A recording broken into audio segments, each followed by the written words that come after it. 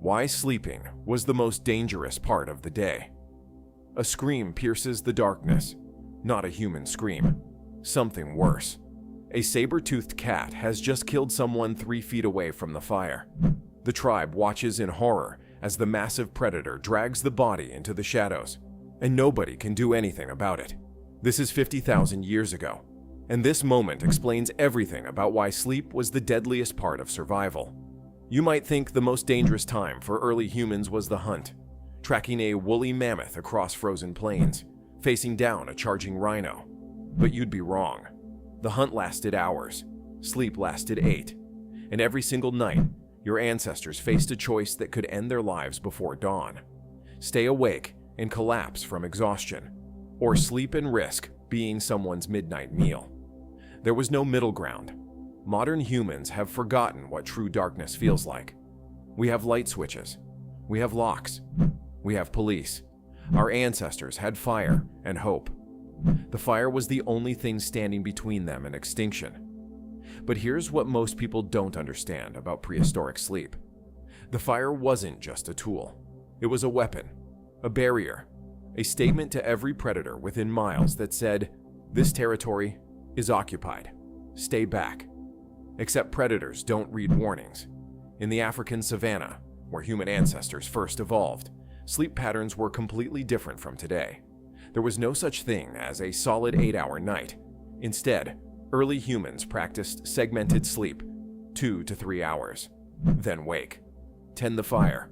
Listen. Watch. Then sleep again.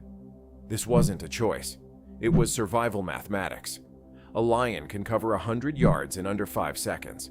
A hyena pack can surround you before you fully open your eyes. A saber-tooth doesn't announce its presence. So sleeping deeply meant dying. The tribes that survived weren't the ones with the best hunters or the fastest runners.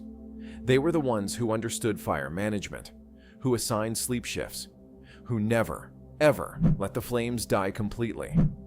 But there's a problem with this system. The human body doesn't want to sleep in shifts. It wants 8 hours of uninterrupted rest. Your nervous system craves it. Your brain demands it. After weeks of segmented sleep, exhaustion builds. Judgment fails. Reflexes slow. And that's when mistakes happened. Archaeological evidence shows that early human settlements near predator territories had a staggering mortality rate. Not from predators during the day, from predators at night. Remains show claw marks, bite wounds, defensive injuries on the hands and arms of bodies found near ancient fire pits. These people didn't die hunting. They died sleeping. The tribes that survived developed elaborate rituals around nighttime.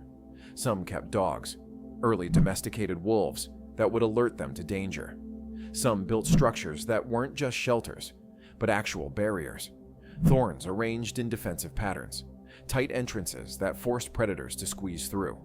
One tribe in what's now France built their sleeping area on a raised platform, not for comfort, for survival. A raised platform meant a predator couldn't drag you away silently. You'd hit the ground.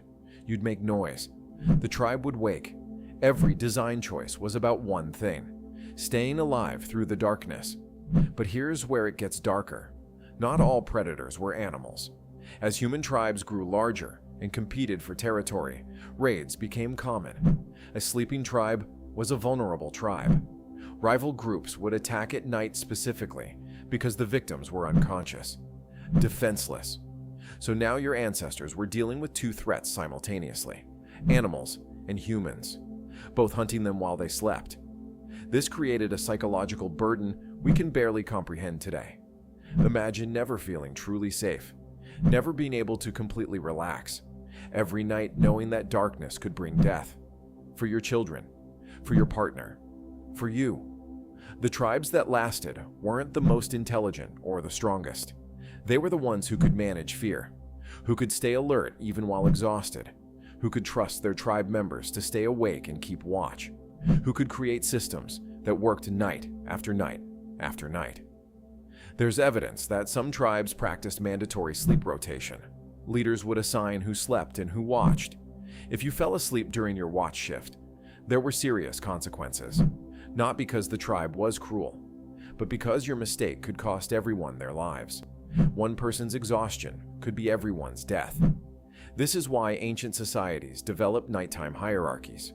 The strongest, most alert members would take the dangerous watches. The young, the old, the injured would sleep in protected areas. It was a system born from pure necessity, and it shaped human culture in ways we still see today. Many ancient cultures developed rituals around sleep, bedtime prayers, protective charms, stories told to children about staying quiet and still during the night. These weren't superstitions. They were survival training. A child who thrashed around and cried at night was a liability. So cultures developed techniques to keep children calm and quiet. Swaddling, soft singing, stories about monsters that would come if you made noise. Dark? Yes, but it kept children alive. The invention of better fire management was one of humanity's most important technological advances. Not because it kept us warm, because it kept us safe. When humans learned to maintain fires more efficiently, to bank embers that would burn slowly through the night, sleep patterns began to change. People could finally sleep a bit longer, a bit deeper. But this took hundreds of thousands of years to develop. Before that, every night was a negotiation with death, and this shaped our brains permanently. Modern humans still have a vestigial fear of darkness. We still startle at unexpected sounds at night. We still check our doors and windows before sleep. These aren't irrational fears. They're ancient programming. Your nervous system remembers when darkness meant danger. The tribes that survived passed down genes that made them hypervigilant, alert, quick to wake at strange sounds. This is why some people are light sleepers and others sleep like the dead. It's not random. It's ancient selection. The people whose genes made them jump at every noise survived. The people who slept too deeply didn't wake when the predator came. Their genes didn't get passed on. So in a very real way, your anxiety about sleep, your tendency to wake at strange sounds, your discomfort in absolute darkness, these are gifts from ancestors who survived the night. They paid for your hypervigilance with decades of interrupted sleep in constant fear. And that's why sleeping was the most dangerous part of the day. Not because it was inherently more dangerous than hunting or gathering, but because it was inescapable. Every single night, your ancestors faced the same choice: close your eyes and risk death, or stay awake and slowly go insane. The remarkable thing is that they chose, night after night, for thousands of years.